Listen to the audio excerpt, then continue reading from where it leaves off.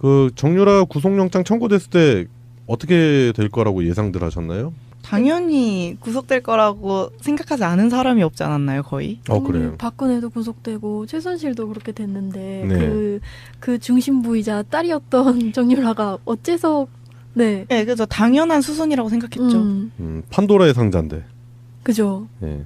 시작을 연 사람이잖아요, 거의. 네. 그러니까 끝을 이렇게 확실히 뭔가 닫아줄 거라고 생각했는데 이렇게 됐네요.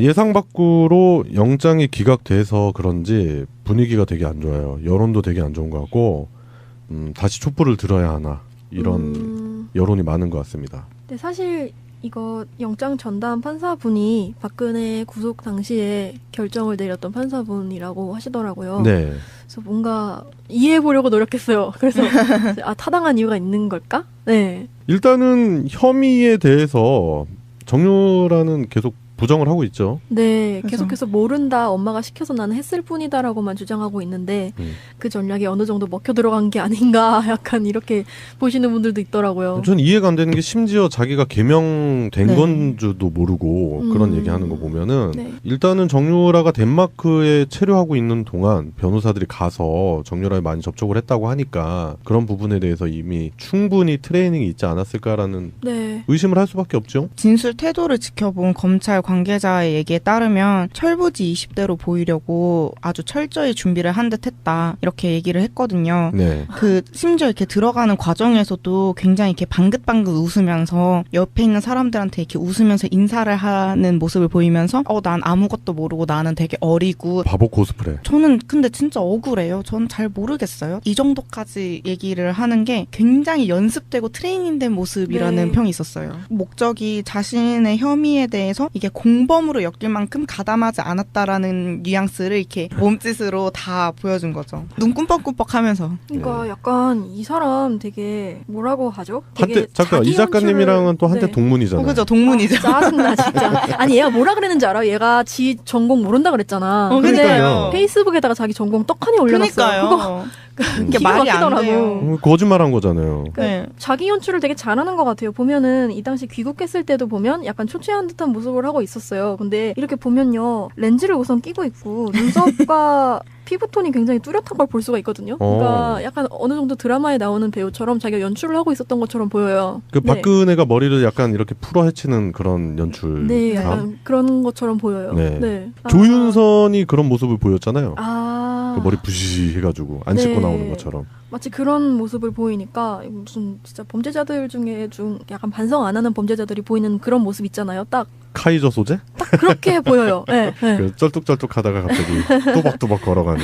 옷차림도 일단 보면 수수한 옷차림이고 미드 같은 데서 법원 드라마 보면은 변호사들이 별의 별짓을 해서 그 범죄자를 무고한 시민으로 만들기 위해서 이미지 트레이닝 막 그런 거 막 엄청 시키고 막 그러는데 네. 그런 걸 받은 것 같은 흔적이 많이 있고요. 저는 사실 예상은 했어요. 몇 번 기사로도 사실 나왔었거든요. 이 정유라가 들어올 때 바로 이건대제는 아닐 수도 있다. 이런 얘기가 있긴 있었어요. 그럴 수도 있다고 생각을 했던 게 일부러 노리고 그랬을 수도 있어요. 사실 지금 뭐 검찰이 개혁됐지 사실 법원이 개혁된 건 아니거든요. 그래서 그럴 수도 있다고 생각할 수 있는데 어쨌든 긴장은 바짝 하고 있어요. 그런데 얘네들이 굳이 이렇게 괜히 놔줬을 건 아닌 것 같고 일부러 놔줬을 수도 있다고 생각해요. 그러니까 그 정유라가 지금 네. 덴마크에서 1월 2일부터 계속 갇혀 있었던 거예요. 그러니까 5개월 동안 갇혀 있었던 거예요, 내내. 환경이 좋긴 하지만 결국에는 구치소고. 근데 환경이 무지하게 좋던데요? 네, 많이 좋긴 한데. 아니 식사가 뷔페로 나와. 진짜요? 채식 막 이렇게 네. 골고루 다 돼 있고 그리고 룸을 봤는데 우리 집보다 더 좋던데? 거의 호텔룸이죠. 진짜 한 몇 성급 호텔 정도 되는 그런 느낌. 과연 교정시설이 맞나 싶을 정도로 잘 돼 있긴 하더라고요. 뭐 일단 그 얘기는 중요한 게 아니니까. 그렇다고 해도 그러니까 결국에는 갇혀 있었다는 거죠. 근데 그런 사람을 분위기 자체는 막 들어오자마자 잡혀갈 것처럼 막 분위기를 만들어가지고 데리고 와놓고서는 갑자기 놔준다? 그럼 본인이 생각하기에 굉장히 기쁘지 않겠어요? 마음이 이렇게 업되겠지. 네, 확 업될 거 아니에요. 아. 그러면은 그 5개월 동안 억눌려 있던 본성이 튀어날 거란 말이죠. 허허 실실 작전? 그간에 이 사람이 뭐 행보나 성향들이 이제 보였었잖아요. 네. 그런 걸 비추어 봐서도 이 사람은 그냥 풀어놓기만 해도 100% 다시 감옥으로 들어올 사람이에요. 제가 봤을 때는. 일단은 우리가 그동안 보았던 정유라는 자제력이 없는 사람. 네. 절제가 안 되죠. 본인 감정 컨트롤도 안 되고 그렇기 때문에 SNS 사건이 벌어진 거라고 생각이 들거든요. 그러니까 그 상황에서는 굳이 자기가 SNS를 해서 화제를 만들 필요가 없었는데 네. 그게 어마어마하게 증폭이 돼버린 거예요. 결국 그것 때문에 촛불이 벌어졌다고 해도 과언이 아닐 정도로 그러니까 정유라가 돌발 행동을 하는 거가 정유라 쪽 변호사들한테도 부담감이 되는 그런 요소가 아닐까 싶어요. 저는 크라임 듣다가 네. 알게 됐는데 그 범죄자들이 아무리 치밀하게 범행을 하고 계획을 해도 그게 한두 번 먹혀 들어가면 그때부터 안심을 하기 시작한다 그러더라고요. 네. 그래서 그때부터 실수를 하거나 경고망동을 한 행동을 보이면서 결국엔 덜미가 잡히게 된다라는 말이 들었거든요. 그래서 지금 상황도 약간 그런 것 같아요. 아직도 나를 이렇게 살살 놓아주네라고 아까 병훈이 말씀하신 것처럼 여기서 뭔가 실수나 럭비공 같은 행동이 튀어나오는 네, 타이밍이 될 수도 있겠네요. 제발 그랬으면 좋겠습니다. 네. 근데 제가 봤던 거에서는 검찰 분위기가 조금 정 씨의 수사에 큰 비중을 두지 않을 분위기라고도 기사가 나오더라고요. 그래서 검찰 쪽에서도 그런 분위기가 좀 흘러나와서 제가 한국일보 기사를 봤는데 그 윤석열 서울중앙지검장도 주변에다가 계속 애가 뭘 알겠냐 약간 이런 식으로 얘기를 좀 많이 했던 걸로 알려져 있대요. 그래서 정유라 수사는 국정농단과 관련한 사실관계 입증보다는 어떤 무죄를 주장하는 최 씨의 이런 심경의 변화를 일으키기 위한 수단? 유용한 카드? 이런 걸로 애초에 쓰려고 생각하는 게 아니냐 하는 추측도 있더라고요. 그 영화 공공의 적 네. 2 보면은 이제 강철중이 갑자기 검사로 나오잖아요. 1편에서는 형사였는데. 그 공공의 적 2를 보면은 이제 엄태웅이 정준호의 하수인인데 막 문을 열고 뭐 그 엄태웅의 심리를 자극하는 얘기를 막 하는 거예요, 검사들이. 그랬더니 엄태웅이 그 멘붕이 오는 거지. 네. 그래서 갑자기 국밥을 허겁지겁 먹다가 갑자기 강철중한테 그 정준호가 다음 행방에 대해서 이렇게 불어버리게 만드는 그런 고도의 심리전도 영화적인 요소긴 하겠지만 그 현실에서도 가능하지 않을까 그런 생각이 좀 듭니다. 네. 제가 생각하기에는 해외 불법 자금들이 널려 있잖아요. 네, 많죠. 조 단위로 널려 있는 그 자금들에 접근한다던가 갇혀 있는 어머니를 구하기 위해서 청탁을 한다든가, 뭐 사소하게 주변 사람들 폭행한다든가, 뭐 약물을 사용한다든가 해서 다시 감옥에 아마 갈 것 같아요. 그렇게 되면은 그 과정에서 핵심 인물들한테 전화를 한다든가. 그렇죠. 네, 그렇게 되면서 이 검찰의 수사망이 갑자기 이제 급물살을 타게 되는. 그러니까 정유라가 차분한 성격이 아니기 때문에 네. 방금 송병호님이 지적하신 대로 누군가에게 연락을 하는 그런 정황이 포착되지 않겠나 그런 생각도 듭니다. 아무래도 외국에 있을 때 증거 인멸을 할 수 있는 시간이 굉장히 길었잖아요, 해외에서. 네. 그래서 이미 제 생각에 뭐 할 건 다 해놨고 이제 국내에 들어온 게 할 일이 있기 때문에 들어왔다고 생각하거든요. 해외에서 할 건 다 끝났다. 이제 한국에서 뭔가 최측근이 자기만 할 수 있는 뭔가를 한다든지. 그래서 그런 부분들을 굉장히 잘 검찰이 잡아내야 될 거라고 생각해요. 예, 그래요. 정유라의 영장이 기각됨으로 해서 수많은 촛불 시민분들이 실망을 하셨죠. 그죠, 이미 했죠. 저도 아침에 기사를 보면서 적잖이 충격을 받긴 했는데 네. 그렇다 하더라도 희망의 끈을 놓치지 말자. 그리고 정유라가 이제 불구속된 상태에서 벌일 수 있는 여러 가지 돌발 행동의 요소들을 감안을 해보면 그리고 그동안 정유라가 했었던 여러 가지 돌발 행동들을 본다면 아마도 정유라가 이 사건의 큰 해결점을 제공하는 뻘짓을 다시 한번 네. 연출하지 않을까 그런 기대감을 가지면서 촛불 시민분들의 분노는 이해하지만 우리가 계속 가지고 있었던 그 희망의 끈을 놓치지 말자 그런 취지로 정유라 영장 기각을 오늘의 이슈로 다뤄봤습니다. 네, 법원의 결정에 대해서 좀 어떻게 좀 판단하시나요? 네, 일단 많은 분들께 심려 끼쳐드리고 이런 일 벌어지게 돼서 정말 죄송합니다.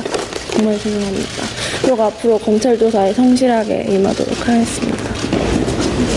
오늘 증거인멸을 좀 시도했다라는 보도도 나왔는데요. 독일에서 증거인멸 시도한 적이 있으신가요? 아니요, 그런 적 없습니다. 법원에서 이런 결정 내려줄 거라고 생각을 하셨어요? 전혀.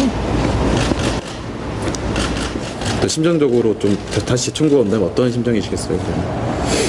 네, 또 그러면 이제 실질 심사 가서 제가 억울한 부분 판사님께 말씀드리고 또 똑같은 일을 해야 된다고 생각합니다. 어떤 점이 제일 억울하신 것을? 네. 어떤 부분이 특히나? 알지 못하는 일들이 많아서 그러니까 네, 그런 게 좀 억울하다기보다는 왜 몰랐을까 하는 그런 부분도 있고요. 그래서 많은 드릴 말씀이 없어서 네,